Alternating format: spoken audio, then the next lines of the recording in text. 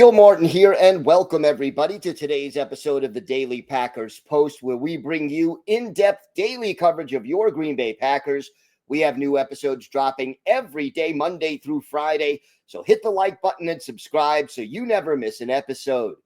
Today, we're going to discuss the phenomenon of Aaron Rodgers signing with the Pittsburgh Steelers, or at least heading to Pittsburgh in order to do that. So that became a thing on Thursday afternoon. So now the four-time NFL MVP and future Hall of Famer is now going to join the Steelers after spending most of his career with Green Bay and the last 2 years with the Jets. But here's the thing. The Packers, the Steelers, Week 8 in Pittsburgh, Sunday Night Football. And this sets up a really interesting revenge game as the Packers and Aaron Rodgers will go head-to-head, assuming Rodgers is healthy for the game, for the first time since Rodgers left Green Bay after the 2022 season.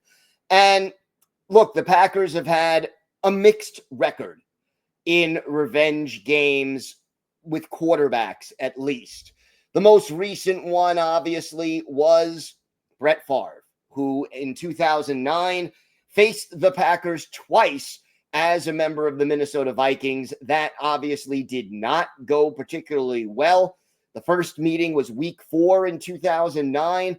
Favre was 24 of 31 with 3 touchdowns, and the Vikings beat Aaron Rodgers and the Packers 30-23. Rodgers threw for 384 yards, 2 touchdowns, but 1 pick. Favre, who is the NFL's all-time interception leader, did not throw an interception against the Packers in either of the 2 games they played that year. Now, the second meeting came 4 weeks later at Lambeau Field, and the fans were truly out and against Brett Favre after the way he ended up leaving Green Bay. You had, a bunch of banners around the stadium saying true legends don't wear purple or drama queen.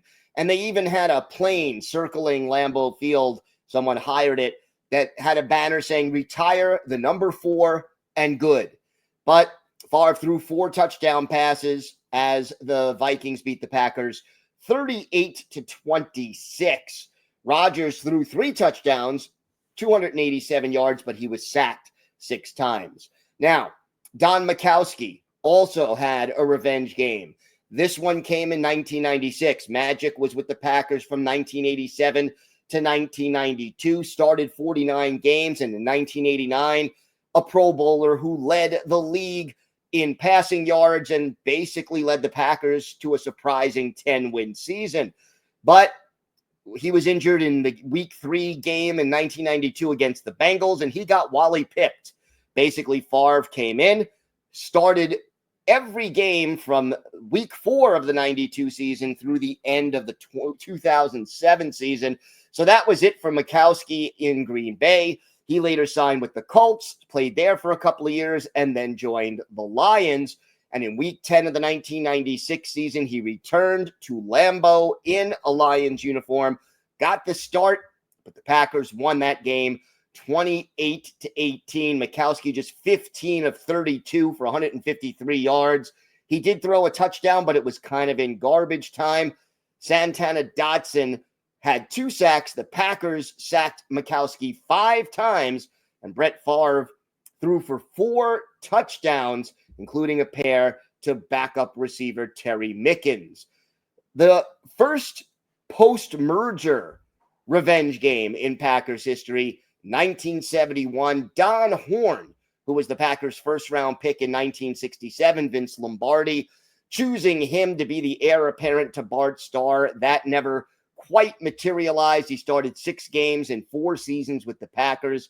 And when Dan Devine took over before the 71 season, he traded Don Horn to Denver for defensive end Alden Roche, and then a swap of draft picks that allowed the Packers to pick running back John Brockington.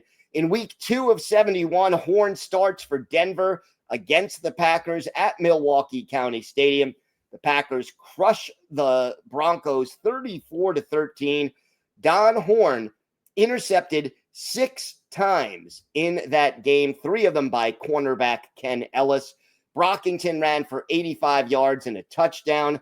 Horn finishes 16 for 33 for 186 yards and the 6 picks, and he is benched in the fourth quarter of that game for Steve Ramsey. So the next big revenge game, assuming Rodgers is healthy and starting, comes in week 8 in Pittsburgh. Too bad it's not at Lambeau. That would have added another level, but it'll be Aaron Rodgers and Jordan Love going head-to-head for the first time since Rodgers left Green Bay. So something to look forward to here for Packers fans, and it'll be on Sunday Night Football on national TV.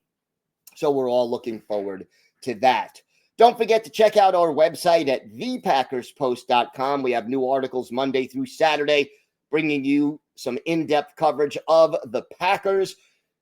Hit the like button and subscribe so you never miss an episode of the Daily Packers Post here on YouTube.